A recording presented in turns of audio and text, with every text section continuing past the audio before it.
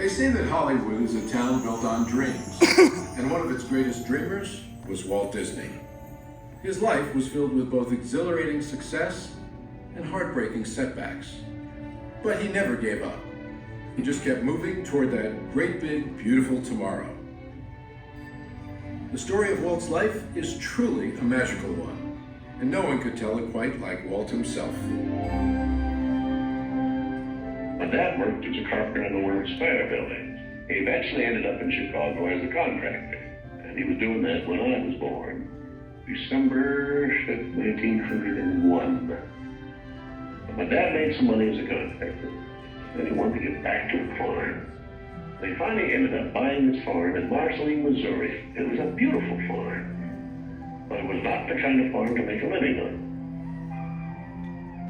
Things got pretty tough on the farm, and my dad had a sickness.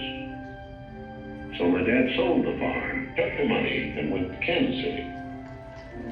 And my dad bought this Kansas City Star route. And they gave me a route. I was about 9 or 10 when I started that. Winter, we'd go out at 3:30 in the morning right after a blizzard, or in a blizzard, or in pouring rain. It didn't matter. I did that for 6 years. It was tough. The constant hardship took a heavy toll on the Disney family.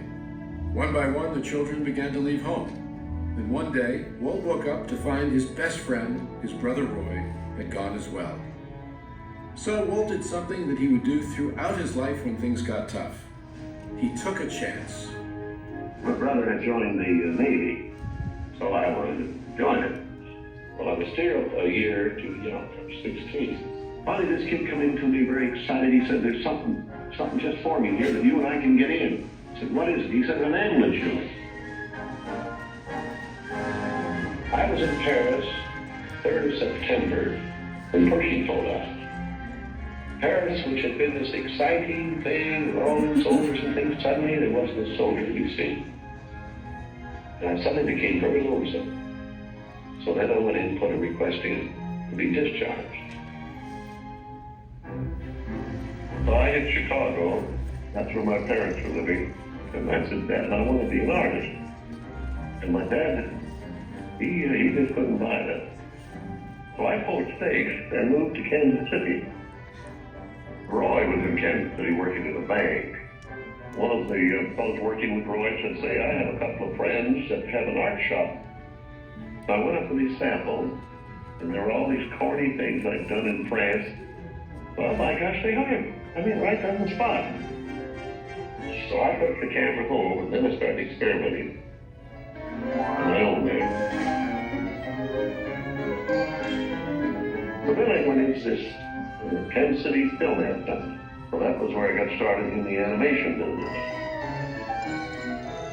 So I was thinking if I had something with a novel to it, I might crack the market.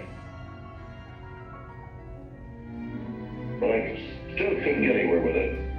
I failed. I learned a lot out of that. And I think it's important to have a good failure when you're young. So I packed all my worldly goods in a cardboard suitcase. I went to Hollywood, arriving there with just $40 in my pocket from my Kansas City ventures. Now my brother Roy was already in Los Angeles. Both of us were unemployed. We solved the problem by going into business for ourselves. We established the first animated cartoon studio in Hollywood. Walt's dreams were finally coming true. He had his first big hit, Oswald the Lucky Rabbit. And he had married the love of his life, Lillian, an ink and paint artist at the studio who shared his dreams. Then he was dealt a devastating blow. On a business trip to New York City, he learned that he had lost ownership of Oswald due to a contract loophole. And to make matters worse, the distributor had signed away Walt's artists. Most people would have given up right then and there. Not Walt Disney. He sent a telegram to his brother Roy. Everything okay. And as he headed home to California, something happened along the way that would change things forever. Mickey Mouse came into our life. He popped out of my mind onto a drawing drawing pad on a train ride from Manhattan to Hollywood at a time when the business fortunes of my brother Roy and myself were at lowest ebb and disaster seemed right around the corner. His first actual screen appearance was at the Old Colony Theater in New York in Steamboat Willie. He was the first cartoon character to express personality, and I thought of him from the first as a distinct individual. I did the voice. Hang on, pal. Here we go.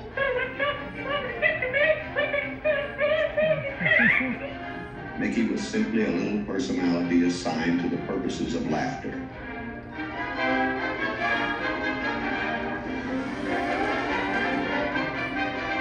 Mickey fitted the need exactly. He brought in the money which saved the day. He enabled us to explore our medium, and he paved the way for our more elaborate screen ventures.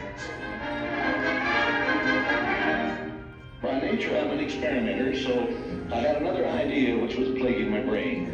It was the Silly Symphonies. It was a series without a central character. Every one was a new type of subject to give us something to reach out and accomplish something different.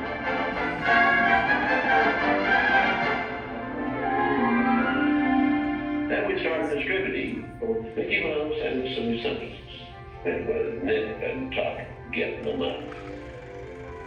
Walt began to push himself and his artists, and when he wasn't working, he was worrying about the future. And then the inevitable happened. In 1931, he had what he called a heck of a breakdown. So he did something unique for Walt Disney. He took time off and took his wife on the first vacation they had ever had. When they returned, he was a new man, filled with ideas for the future.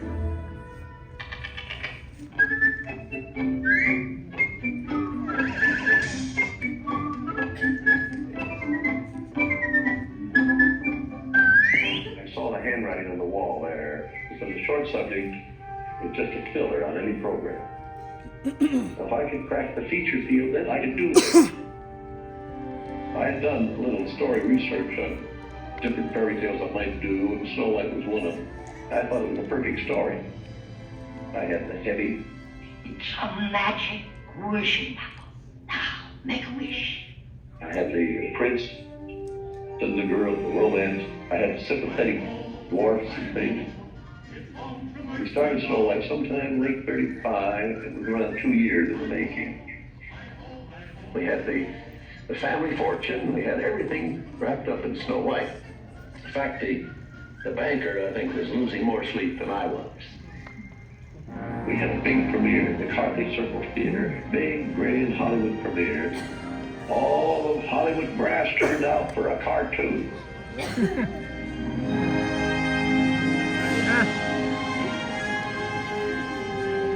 The daddy of Snow White and the Seven Dwarfs is going to be presented this beautiful statue. Isn't it bright and shiny? Oh, that's beautiful. Aren't you proud of it, Mr. Disney? Well, I'm so proud, I think I'll bust. With the profits of Snow White, I built a studio.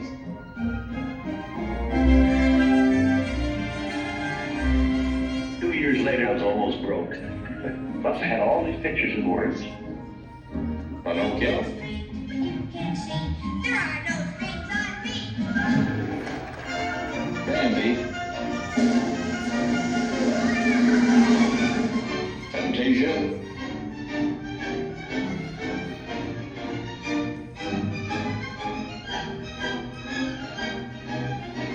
But that was when the war came. And the whole world was collapsing then. So many of my boys went through the service.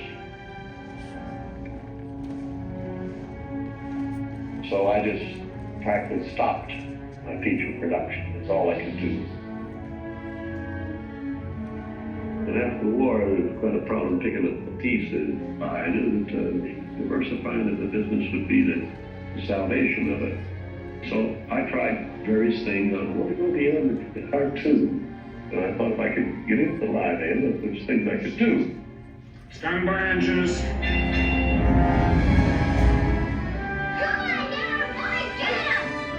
Not bad, eh, Charlie? Let's open her up and see what you really do. I wanted to just different types of things that I could fall on my nose with one of these pictures, but I had another one right behind it that would hit. After a long concentration on live action and cartoon films, we decided to try something that would employ about every trick we learned in the making of films. We would combine cartoon, live action, and enormous fantasy, Mary Poppins. As the original Mary Poppins budget of $5 million continued to grow, I never saw a sad face around the studio. Even my brother Roy was happy. This made me nervous. Then the horrible thought struck me. Suppose the staff had finally conceded that I knew what I was doing. Once again, Walt Disney had created storytelling magic to reinvent family entertainment. But even then, he wasn't finished. He had a bigger dream in mind. Well, it came about when my daughters were very young, and Saturday was always Daddy's Day with the two daughters.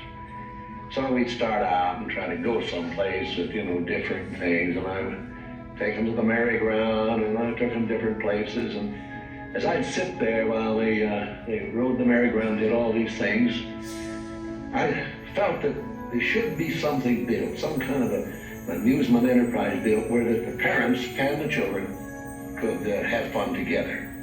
So that's how Disneyland started.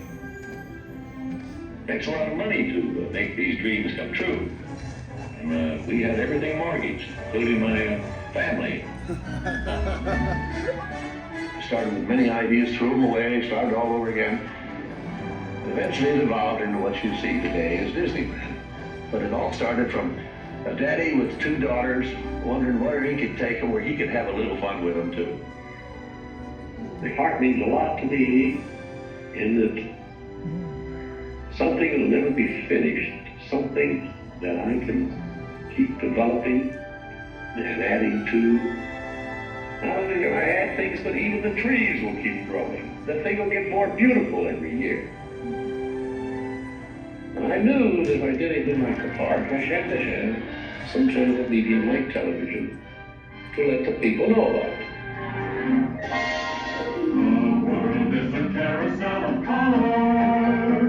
History, comedy, fantasy. There's drama and mirth. There's old Mother Earth with all of her secrets to see. The miracle of imagination. The marvels of bird, sea, and sky.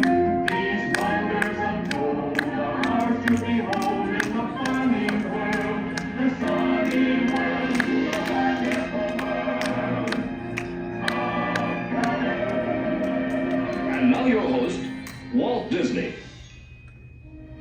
Today, I want to share with you some of our ideas for Disney World. Here in Florida, we have something special we never enjoyed at Disneyland.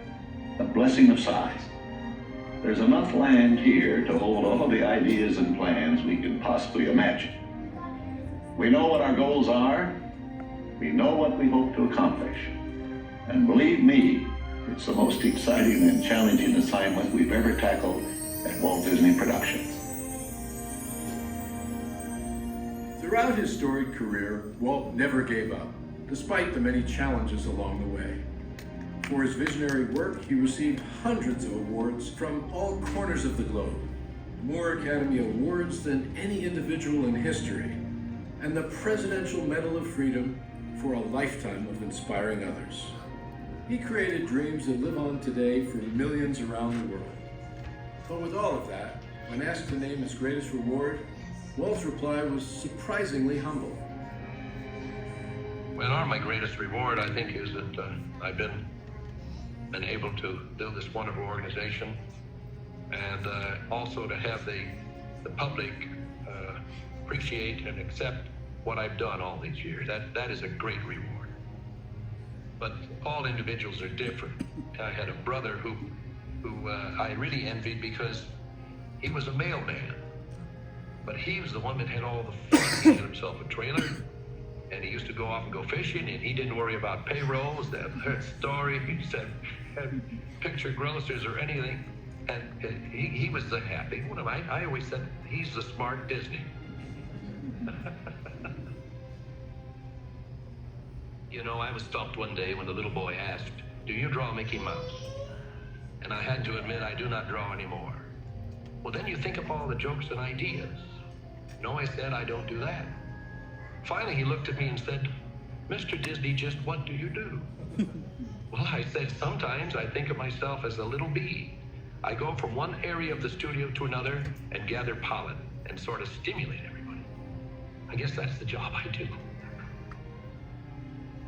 You know, there's a lot of satisfaction in developing ideas into reality, but there's really no secret about our approach. We keep moving forward, opening up new doors, doing new things, because we're curious. And curiosity keeps leading us down new paths. We're always exploring and experimenting. We're interested in doing things that are fun, in bringing pleasure and especially laughter to people. But I only hope that we never lose sight of one thing. But